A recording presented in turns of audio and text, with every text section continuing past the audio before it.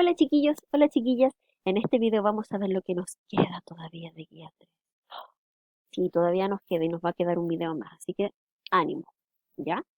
En esta guía hemos estado viendo aspectos relacionados a la morfología y morfológicamente hablando también 5 características con las cuales podemos analizar al verbo. Comentamos porque el verbo es un elemento súper complejo, lo podemos analizar a través de la persona, del género, del modo, del tiempo y del aspecto, ¿ya?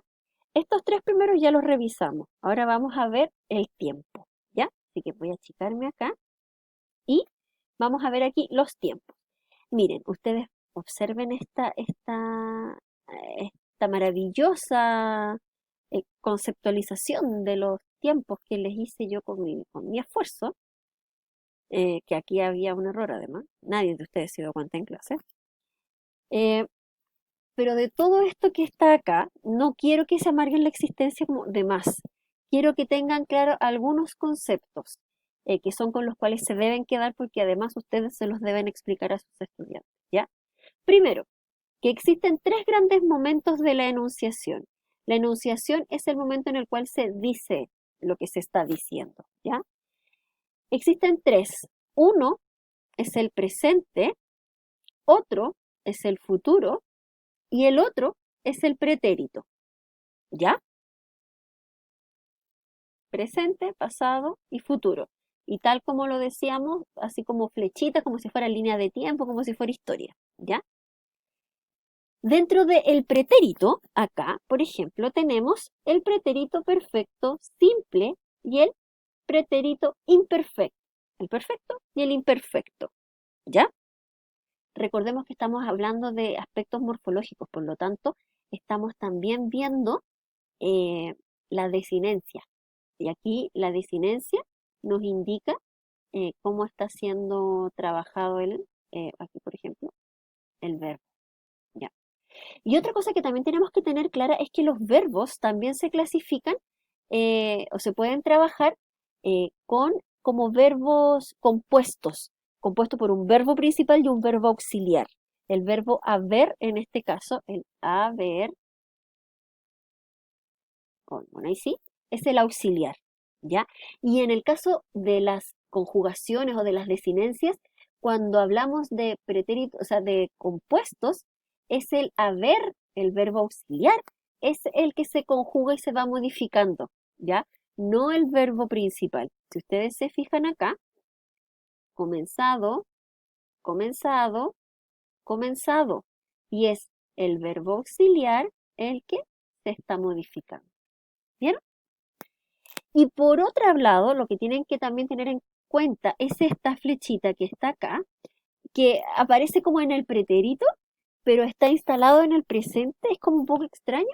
Bueno, y además está como en una idea como paralela con el pretérito imperfecto.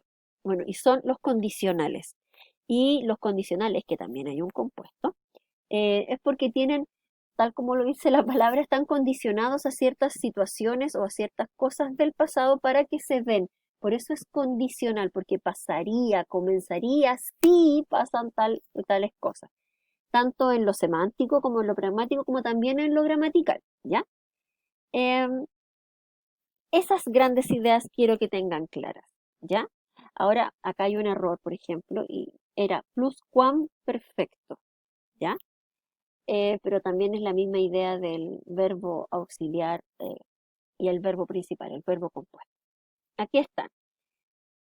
Yo sé que es complicado, yo sé que es como mucha información, pero cuando lo analizamos desde esta perspectiva, desde estos tres grandes tiempos absolutos, los tiempos compuestos con estos verbos y cómo se modifican, y que existe el pretérito perfecto y el simple, se nos hace un poquito más simple, valga la redundancia, comprender este tema de los tiempos. Ya espero que con el ejemplo que les pongo a continuación también les quede un poco más simple. Mira.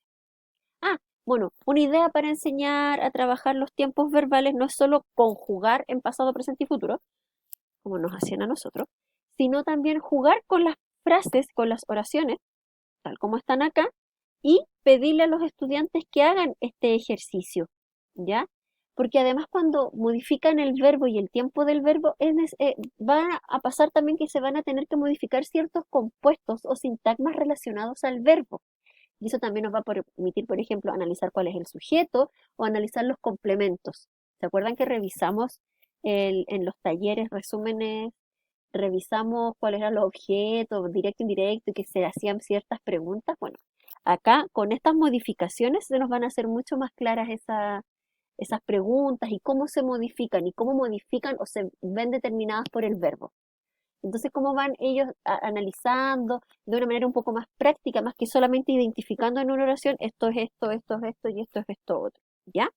Más claro lo vamos a poder ver en el siguiente ejemplo, ¿ya? Vamos a leer este texto. Había una vez un matrimonio que tenía 3 hijos. Al más joven le decían Tontón y siempre se burlaban de él. Un día el hijo mayor tuvo que ir al bosque a cortar leña. Su madre batió varios huevos con los que les preparó un riquísimo bizcochuelo y les dio una botella de vino. Al llegar al bosque, el muchacho se encontró con un viejo hombrecito de pelo gris, ¿ya? Tal como ustedes lo descifraron en la clase, el momento de la enunciación es en el presente. Por lo tanto, se están narrando hechos que ocurrieron en el pasado, ¿ya? Que hayan ocurrido en el pasado, además, lo podemos ver por las terminaciones de los verbos, o sea, por las desinencias, ¿ya? De los verbos que vemos aquí. Pero además, estos verbos, por qué tipo de palabras son, qué verbos, qué significan estos verbos, nos están dando un orden cronológico de situaciones, ¿ya? Porque, por ejemplo, primero la mamá tiene que haber batido los huevos para después preparar un riquísimo bizcochuelo, ¿cierto? Y porque después que él salió, porque primero tuvo que ir al bosque y después se encontró con el hombrecito de pelo gris, ¿ya? Entonces, además, las palabras en su significado, los verbos en particular, nos están dando un orden cronológico de cosas que están pasando, ¿ya? Y cómo pasan, ¿ya? Pero esto lo podemos ver en el material que está escrito en qué tipo de pasado, en qué tipo de pretérito perfecto simple, ¿ya? ¿Qué pasa? ¿Podemos agregar un pretérito que no sea el perfecto simple? Bueno, sí. De hecho, en el mismo texto podemos encontrar estas oraciones que son las del inicio. Dice, había una vez un matrimonio que tenía 3 hijos. Al más joven le decían Tontón y siempre se burlaban de él. Bueno, si ustedes ven por la desinencia del verbo, este verbo está en pretérito imperfecto, ¿ya? Y este, por ejemplo, está en perfecto, simple. Entonces, ¿qué quiere? ¿Por qué este verbo está así? Una, por el significado de la palabra, por lo que nos quiere indicar la oración, que al más joven le decían tontón y siempre, además lo destaca, siempre se burlaban de él. Es una cuestión que no tiene un momento claro si es que ya terminó o no.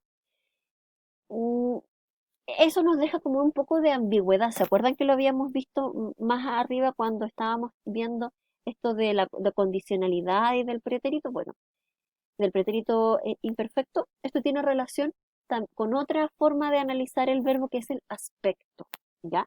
El aspecto nos quiere decir en el modo indicativo si la situación de la cual nos estamos refiriendo está perfectamente cerrada o está imperfecta y no está cerrada.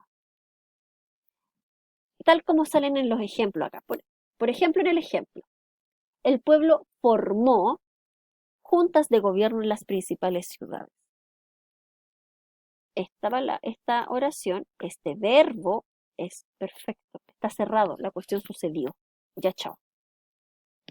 Sin embargo, en la siguiente oración, el pueblo formaba, y tiene acá la desinencia aba, juntas de gobierno en las principales ciudades, no nos dice si la cuestión terminó o tiene un fin.